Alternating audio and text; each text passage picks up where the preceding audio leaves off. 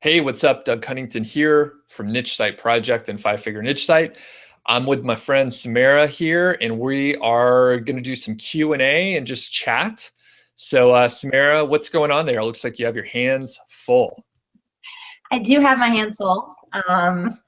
Hopefully this little bundle will be quiet for our call. Yeah, everything's good. Thanks. Sweet. So, yeah, thanks for joining up today. I know you're busy and you got stuff to do and all that. So, yeah, I appreciate you taking the time out.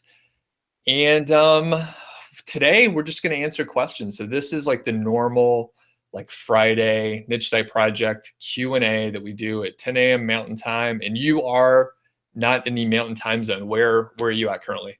I am in Madrid, Spain, Nice. so What? different time zone. Yeah. What time is it there? It is 6 p.m. 6 p.m.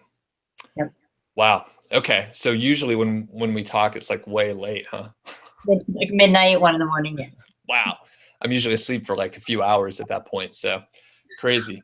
All right. So the deal is like Samara and I have been working together sort of undercover behind the scenes for a few weeks at least. And we'll talk about that sometime in the future, but it is not time to do that yet. But that means a lot of people have no idea who you are, Samara. So if you could just, tell us about yourself a little bit. Okay. Well, I'm originally from New York State, but I bought a one-way ticket and packed my bags and moved to Spain like 17 years ago in search of adventure. And I just ended up setting up my roots here. So I've been working in financial translation for the last 10 years. And it's not something I feel really passionately about. Then I had kids, and I realized I really wanted to spend time with them and be home. And so I started looking at alternatives, alternative ways to earn a living that would allow me to have more time with my family. So that led me to internet marketing. And I have dabbled in different kinds of things, but never found success. Gotcha. 17 years ago. So you've been there for 17 years? Yeah. Yep. Wow. Yep. How often do you come back to the States? I come about 2 times a year to see my parents and my sister. I have family all over there. So yeah. Gotcha. Interesting. That's actually pretty often. That's like, I mean, I haven't been gone from the South. I'm from Atlanta originally, but I haven't been back in a couple years. So if you're you're going back like twice a year, you have me beat. Yeah. Well, my parents are getting older, and now they have grandchildren, so I have all these reasons to kind of go back. So. Gotcha. Gotcha. Cool. So I do have a chat open over here, and I'm gonna pop it open and see what's up. We have a few people on. We have Success Roller Coaster. Adrian's on as well. Q Dog, Paul, and Emil. So thanks everyone for hopping on. If you have questions, feel free to just ask. You could ask me questions. You could ask Samara questions. And I guess it's worthwhile mentioning like how you and I like connected, Samara. So I'll I'll open it up and say that I think it was like 2-3 months ago, I did this promotion, which I haven't talked about again, but because it's still going on. I asked people to comment on someone else's YouTube channel, Noah Kagan, so I can get Noah's attention. So I sent out an email to my email list and said, hey, you could chat with me for like 15 minutes for free. All you have to do is go over to Noah's channel, comment, mention my name somehow, and then give me a screenshot. So we basically, like his normal like YouTube video typically only gets like, a dozen comments or so. He got like over 100 and like a bunch of additional views. So like no one knows exactly who I am. So that was cool. Very creative strategy. What'd you say? Very creative strategy. Thanks. Yeah. And I mean, like, it's unconventional. Like, I have a big enough audience where, like, if I ask people to do stuff, like, it's enough to offset like a normal video. Or if I ask someone to, like, if I do this in mass, I can't do it all the time, right? It would be overwhelming for people. I can't do 15-minute chats with everyone. I ended up talking with like about 30 or 40 people. Like I talked to a bunch of people and almost all the calls were over 15 minutes. It took a huge amount of time. I basically got nothing out of it. And the goal was to eventually like post something on, collaborate with Noah in some fashion, get my stuff on Noah's channel. I'm still working on it. Like I haven't made it work yet. But anyway, that's how you and I started talking. And the thing is, you've been around this like ecosystem for a little while because you were part of a case study with Niche Pursuits, and Spencer was your coach, right? Correct. So how long, like when did you start working with him? Like what was it like, I guess going through the application process and all that stuff? Um, that was in December of 2015. That's when the competition was open. I kind of saw it as a once in a lifetime opportunity, right? He's a really successful blogger in this space. And I basically thought I was going to win the contest or I was going to die trying.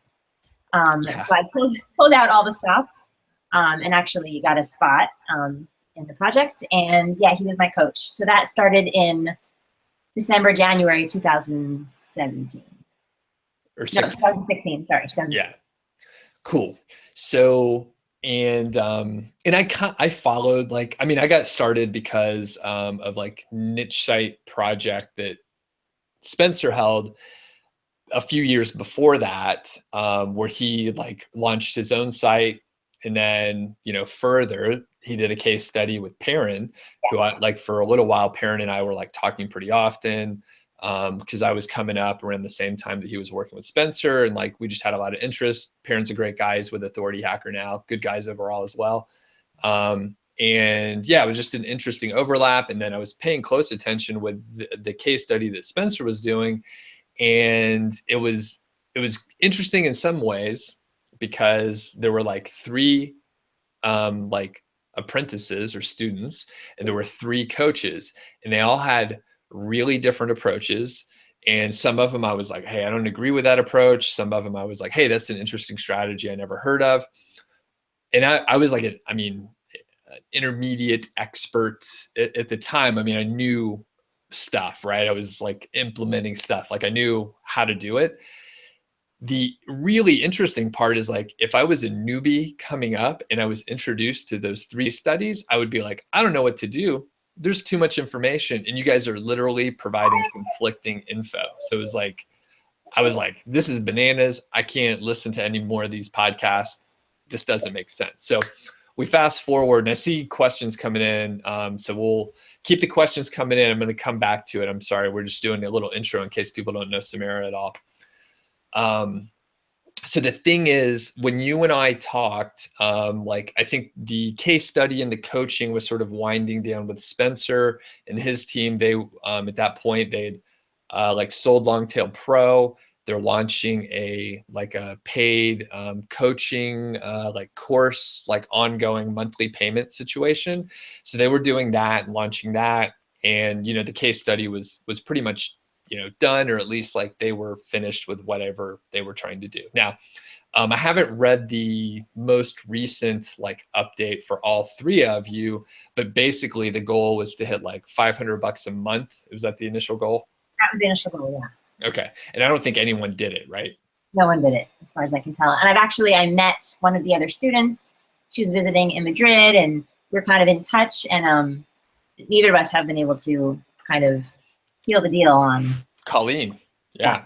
Yeah, she's cool. I haven't met her in person, but like I think her and I have a similar background in like project management. But yeah, we're like online friends or whatever on like Instagram and whatever. So I see she's traveling a lot, and yeah, very interesting.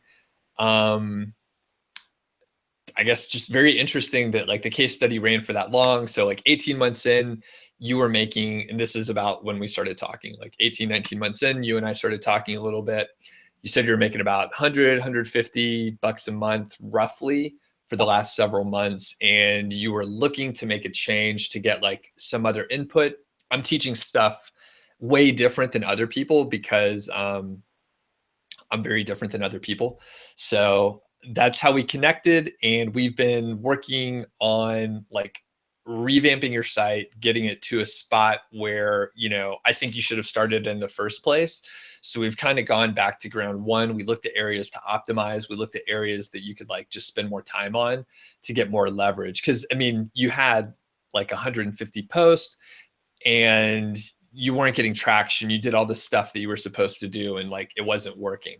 So that's how we started working together.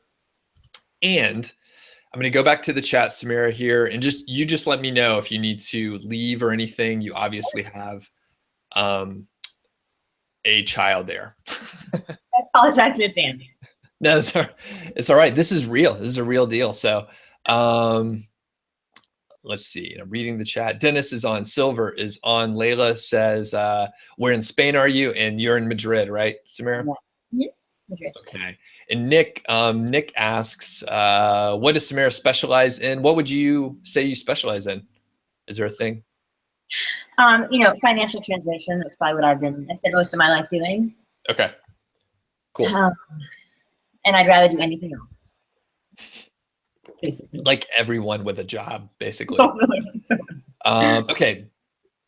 So as far as like the internet marketing area, Nick, Samara is not not an expert in any of the areas. She's, you know, I would say you're at like beginner to intermediate level on the niche site internet marketing. Like, you know, a lot. You've been I mean, you put hundreds, maybe thousands of hours into your site. And the thing that I would say that you specialize in is like persistence, because a lot of people would give up before then. And basically, as long as you keep trying, like, you're going to eventually get it, because no single piece is hard, but it's like to assemble the right steps in the right order at the right time. That's the hard part. So like if you do 20 steps and then you messed up on step 12, you may have to go back to step 11 and then revamp it. And then, you know, it happens over and over again. It happens for me as I'm working through stuff as well. So you're persistent, and that's why we're working together. Brittany is on. Hey, Brittany, how are you today? And Leo, my man Leo, also good to have you on. Layla says, in regards to the keyword golden ratio, is it a good or bad sign to see the first 3 to 5 results in Google being YouTube videos instead of websites? Does it matter at all? Yeah, it kind of matters. I mean, again, there are many sort of corollaries. Is that how you pronounce the word? There are many caveats to the keyword golden ratio in which I ignore just to make it simple. But if you see like YouTube videos being ranked, then probably a YouTube video is required. Google has found that people are more interested in YouTube videos in that case. So that is just, you know, something to keep in mind.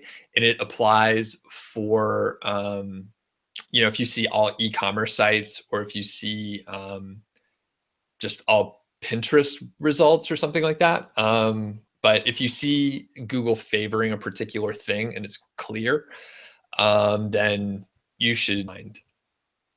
Nick says, what are your top tips for increasing time on page besides the obvious one? Increasing content length. Samara, do you have any thoughts on that from your perspective?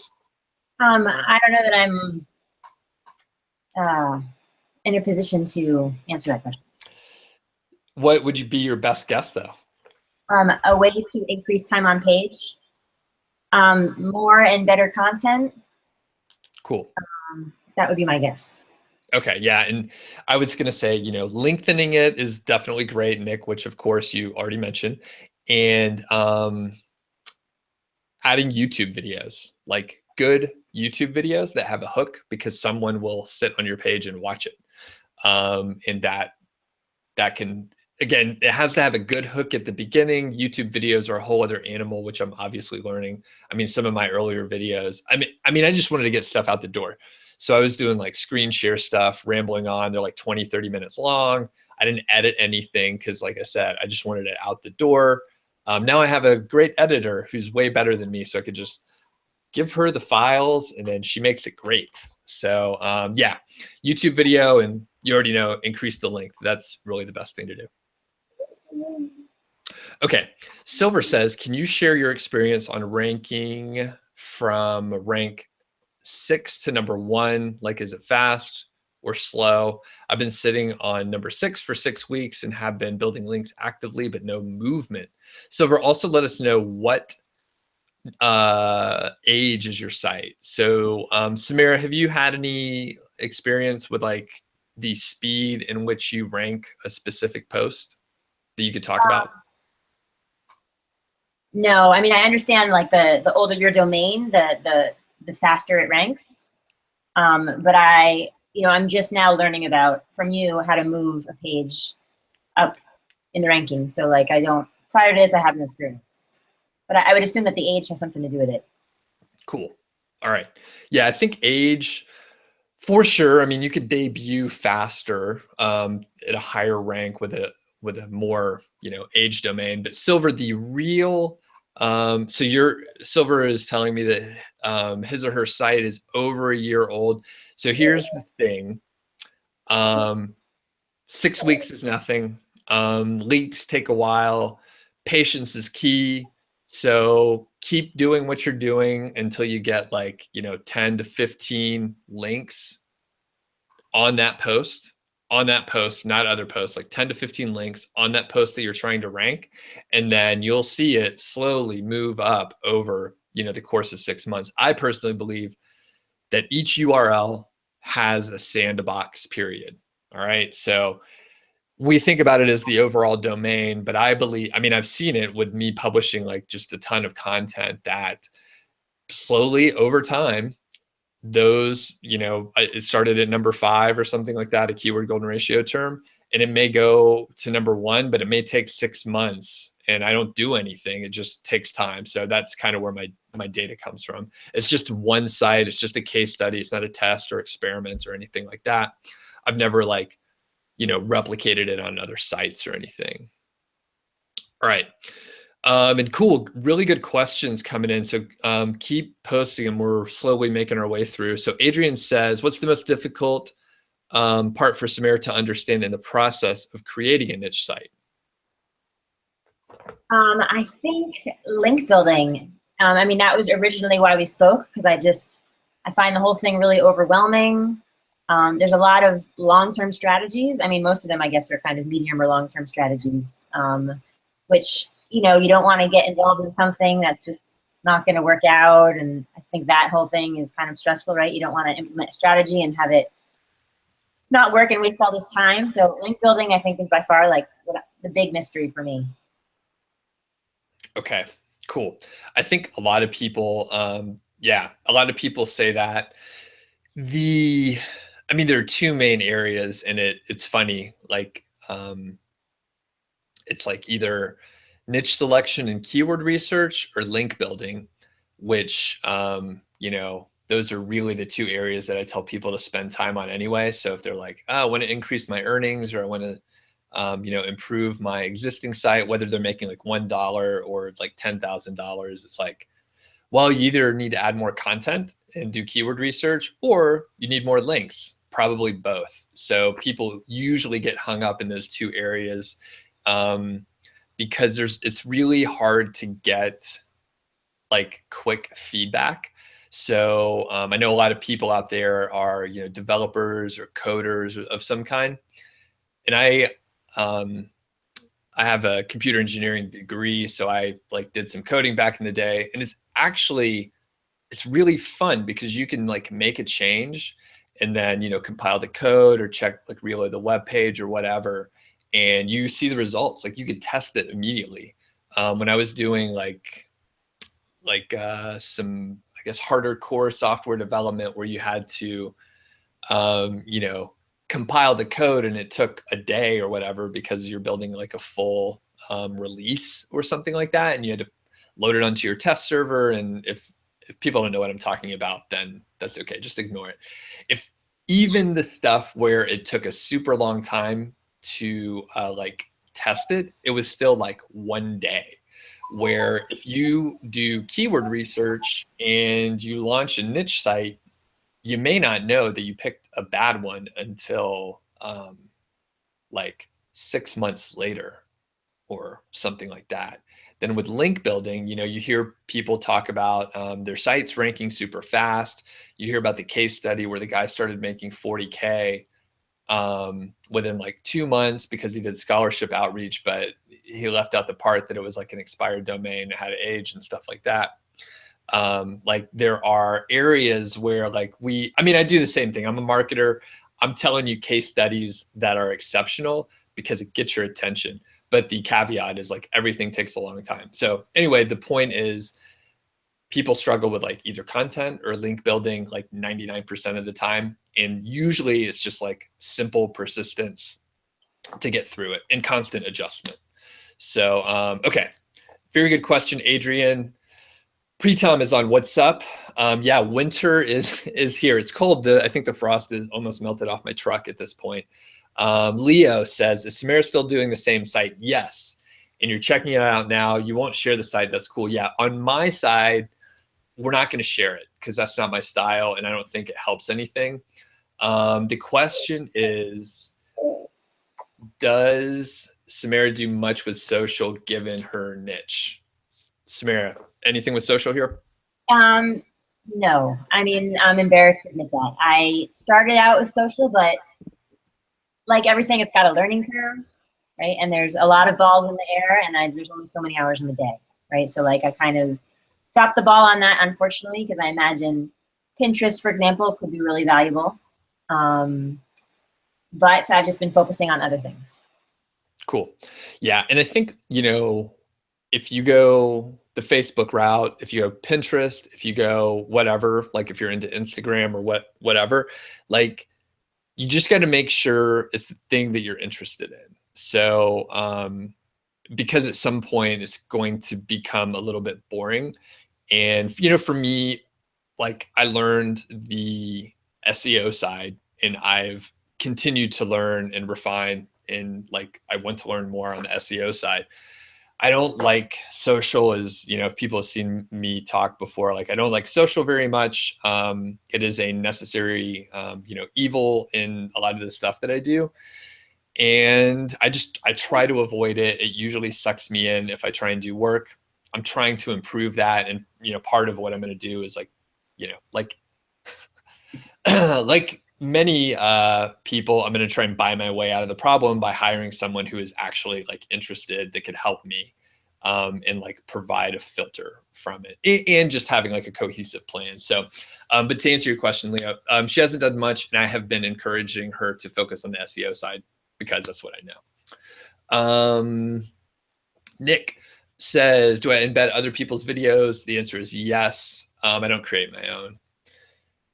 Although, I mean, I think that would be like level 2.0. If you could go in with the keyword research stuff that I teach and do it on YouTube for products, like you're going to be like so far ahead of the other YouTube people that are just creating videos and they're just trying to push like their, I mean, I watch more vlogs these days and that sort of thing, but they're shooting their vlog and they're like, here's the camera stuff that I use. It works if they have like hundreds of thousands of subscribers or millions of subscribers because they have so many views. But generally, I mean, I think if you could take our ideas and do it on video, like that's the wave of the future. Okay.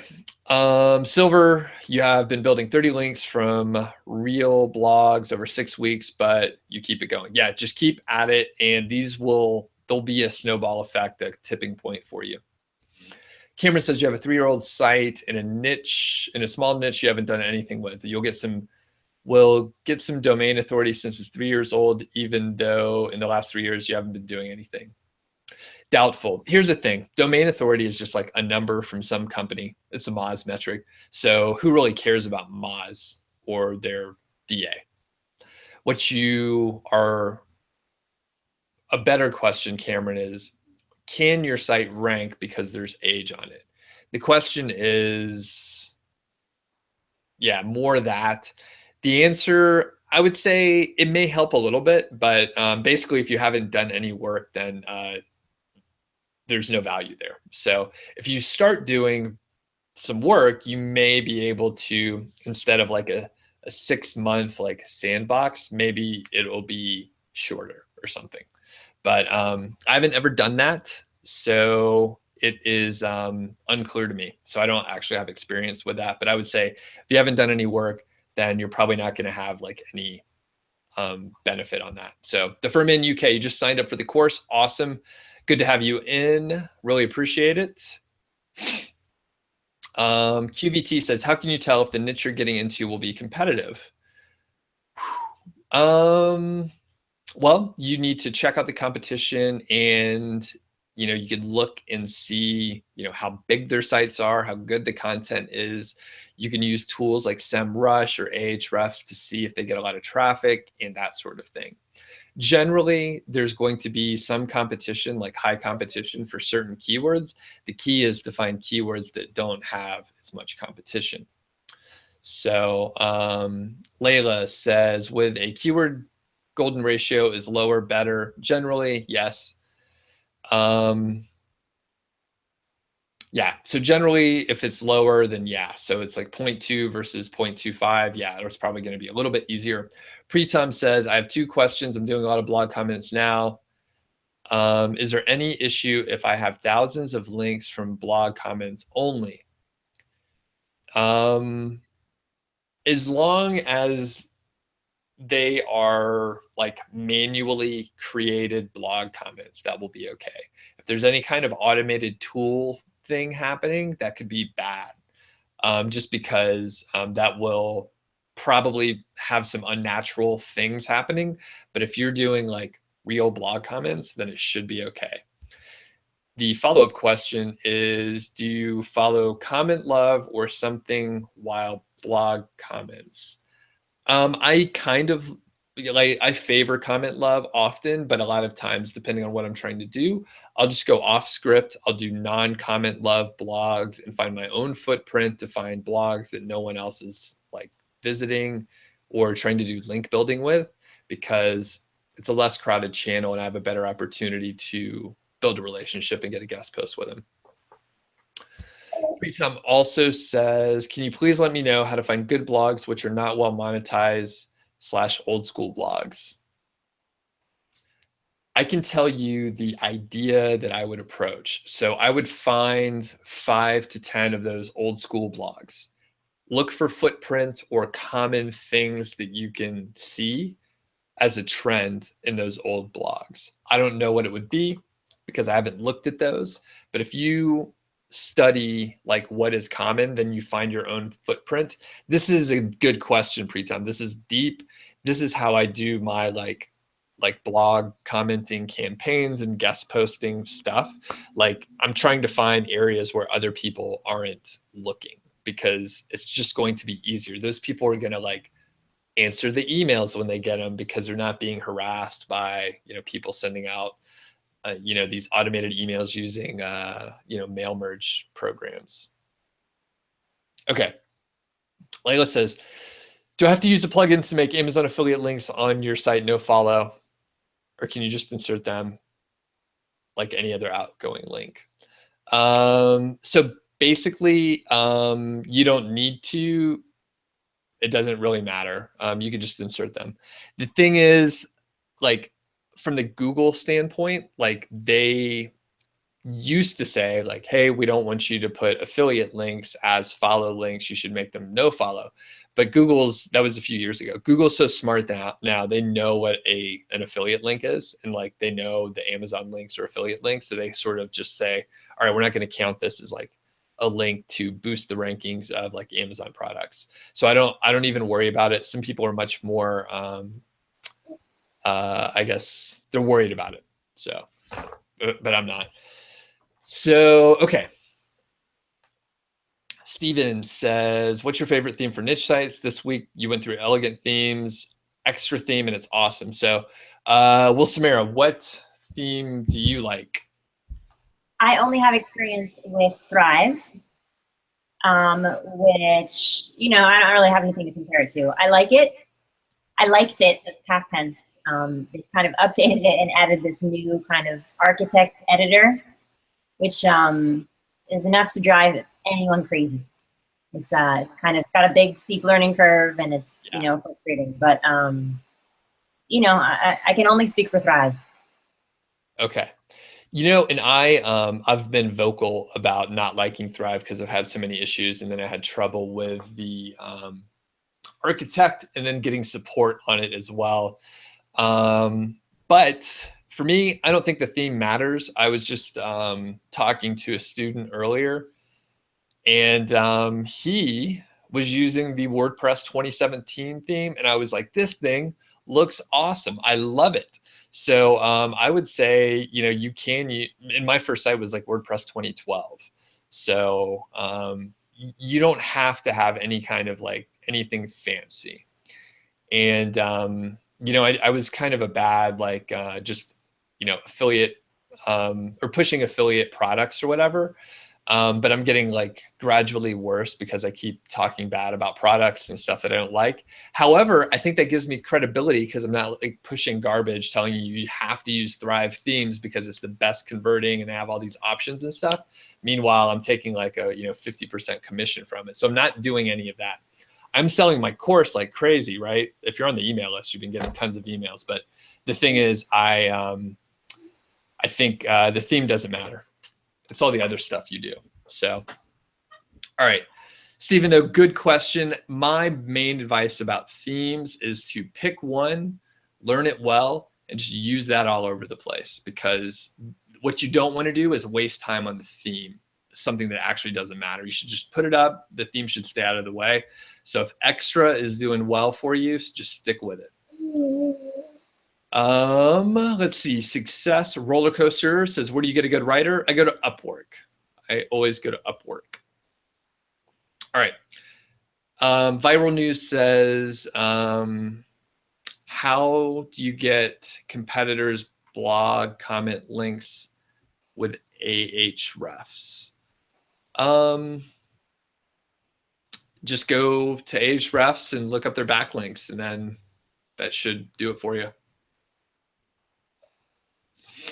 Okay, and a quick note, I have a hard stop at the top of the hour, so a lot of times I'll just go on and on with these, but we're gonna stop at the top of the hour.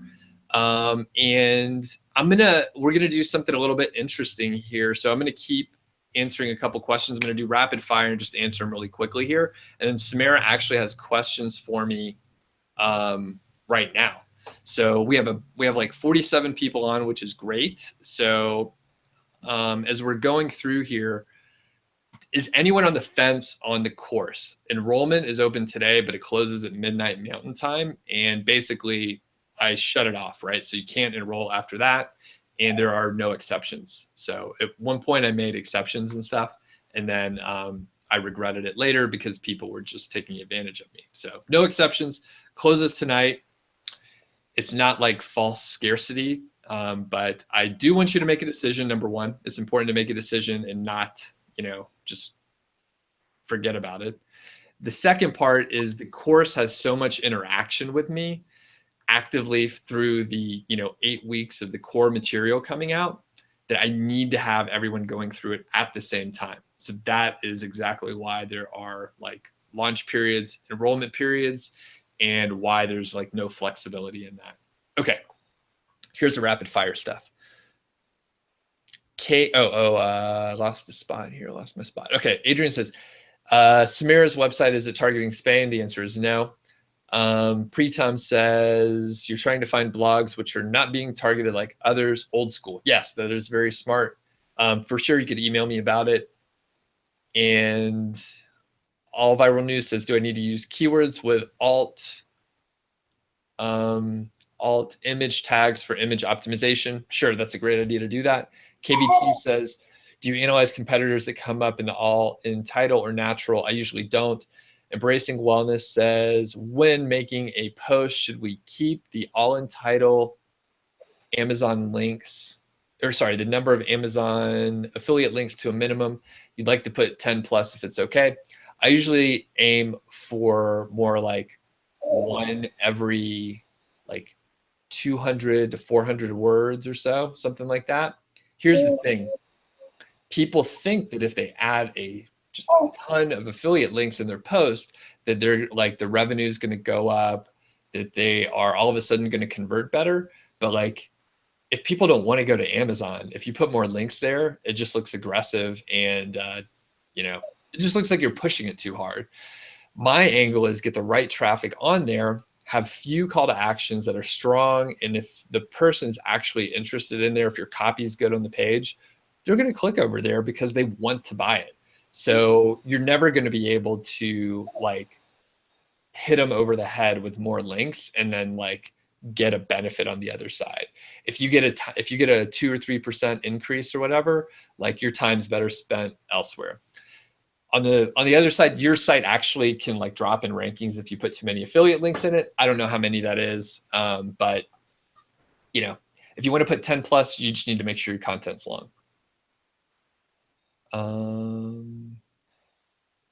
Adrian is saying, if a writer is asking me for your website address, should I give it to him?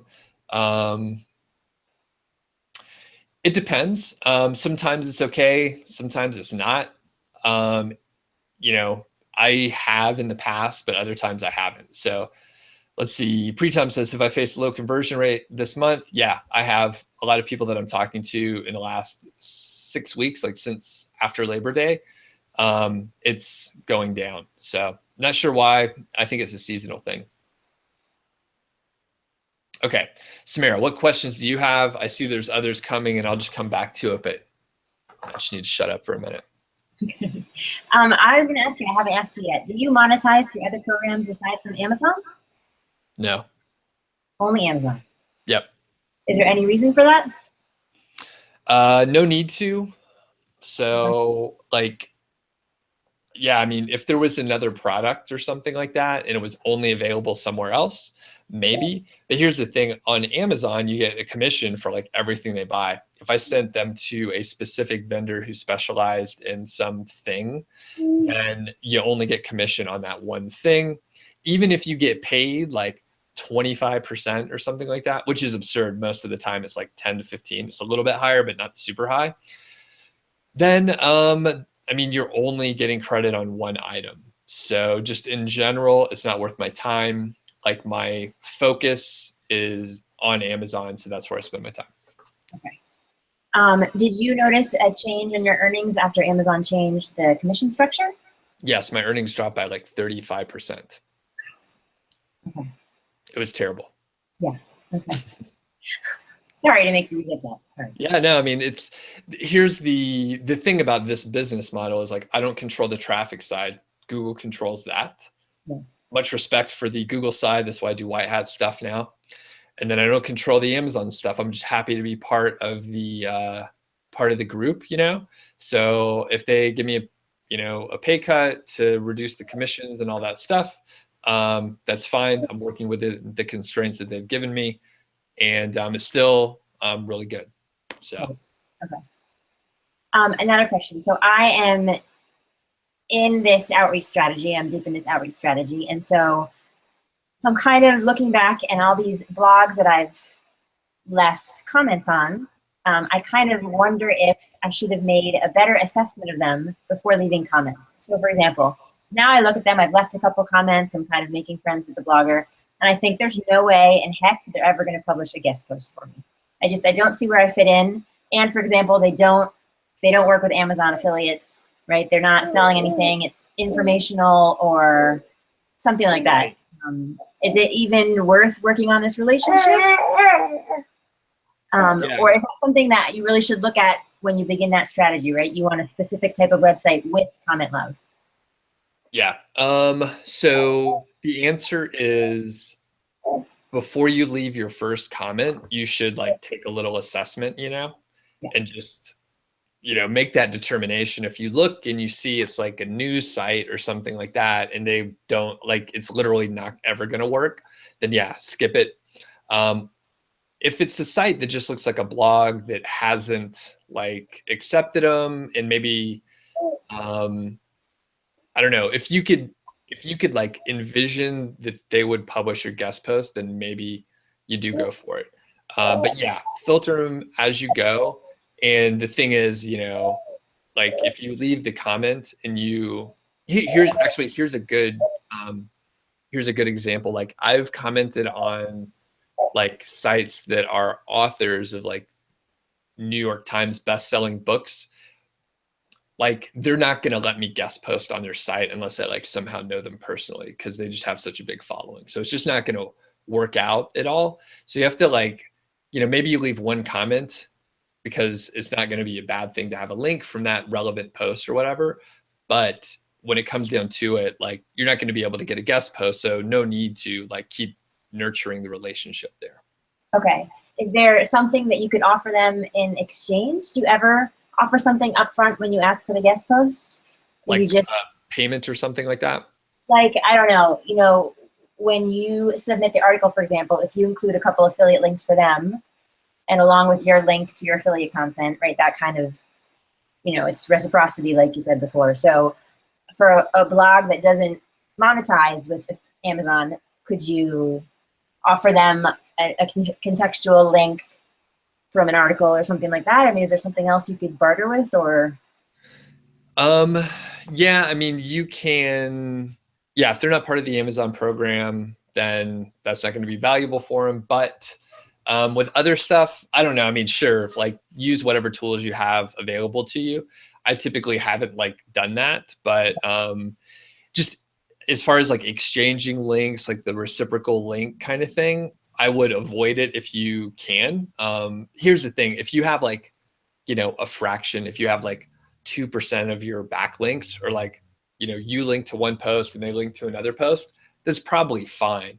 What you don't want to have is like 15, 20, 30% that are like that. So if it's like one off, that's probably fine. Like it's actually a natural thing to happen, right? Like I link to Niche Pursuits links to my blog. Like that's normal, right? I link to them several times. Spencer links to me several times. Totally normal. So as long as it's just not like a habit. Okay. So. Okay. Another kind of related question. Do you, once you score the guest post, do you continue the relationship beyond that? I mean, do you want another link from them, or you move on and you try to find someone else? Typically, I just keep like moving forward, right? So I do sprints of work typically. So I'll just keep moving forward because I'm trying to get like a set of guest posts done. However, it is great to continue those relationships because, you may have another post that you're going to push in the future. So maybe once you finish your campaign, right, you share some of their stuff on social and just say, hey, and, tag them, right? So they know. But like share their stuff on social like every couple weeks or something like that. Everyone loves to have their stuff shared, right? Even if you don't have a big following, like just getting it out there is a good thing.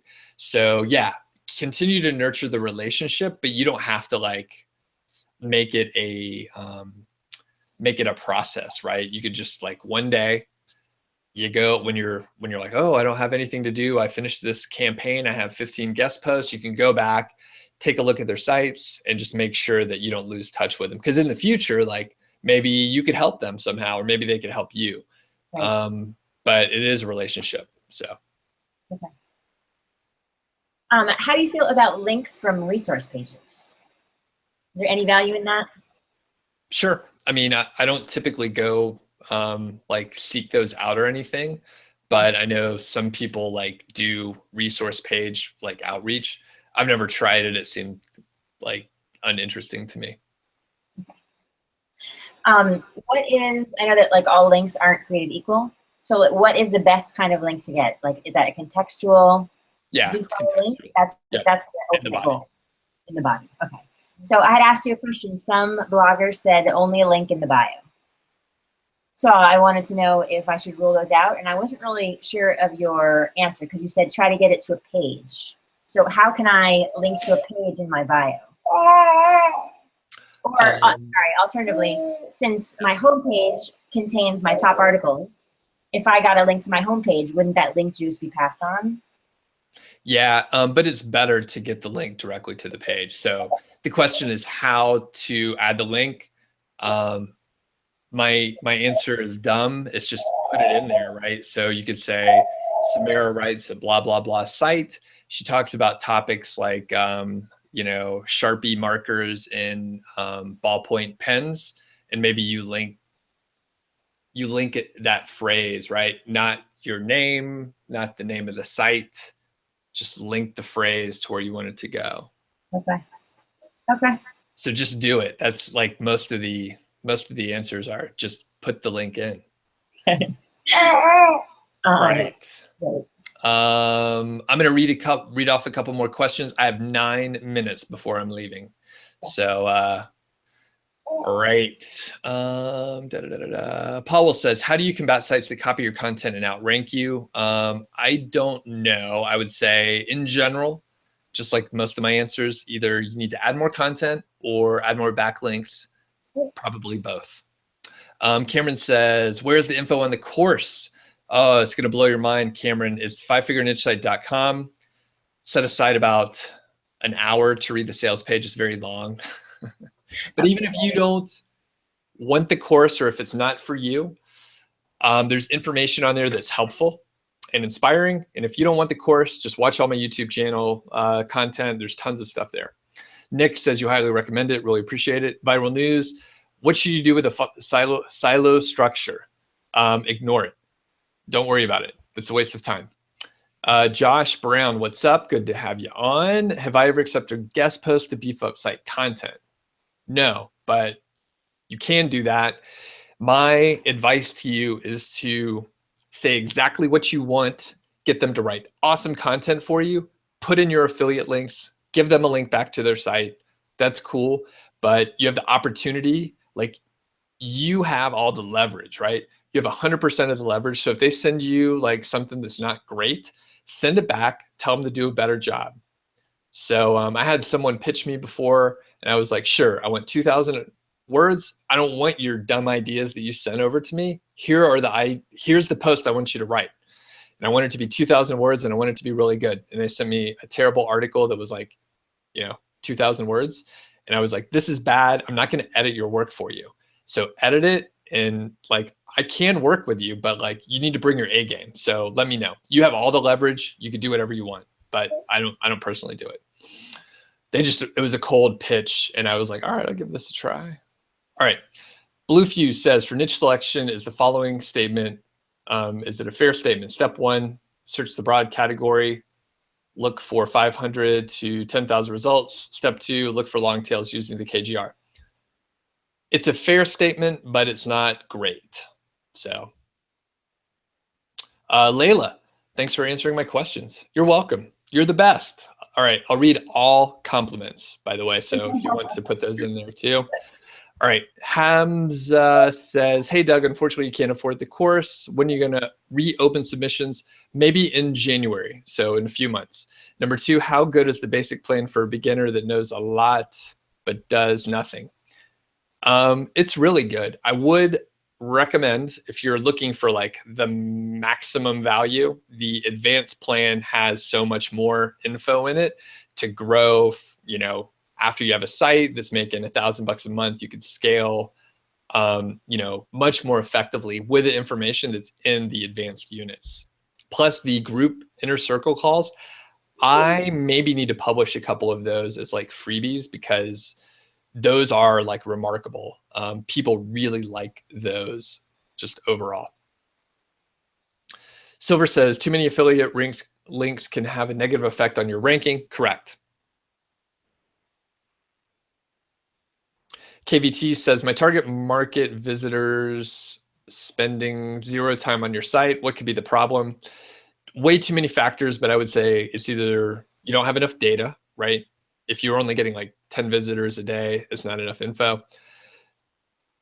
It's the wrong kind of like keyword. Like the people that are going to your site are actually not interested in your ranking for some other thing. But those would be the top things that I would look at. Powell says, in a nutshell, what's my top level process for scaling when you reach $100 per month? Too many factors involved, but I would say 2 things. Either you need to add more content or add more links. I should just record myself saying that. Pretum says, do I watch traffic of the blog before leaving a comment? Not usually. Not usually. I look for interaction, right? So you can go to SEMrush, you can go to Ahrefs and get some idea of the traffic based on the keywords that they rank for. So that's good, but it takes some time. Really, what I want to see is other people commenting on their blog, because 2 things are indicated from that.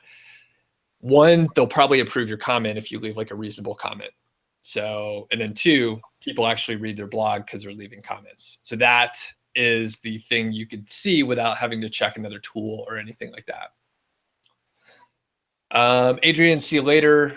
Tihana, what's up? Good to have you on. And what do I think about SERP clicks, manipulate SERP with CRT? I don't know what any of that is or any of that means, but anything with manipulate sounds bad. So I would avoid it. Okay. Ted says, watching this conversation is making me realize how much easier things would have been when I started if I had a mentor or someone to ask all my questions.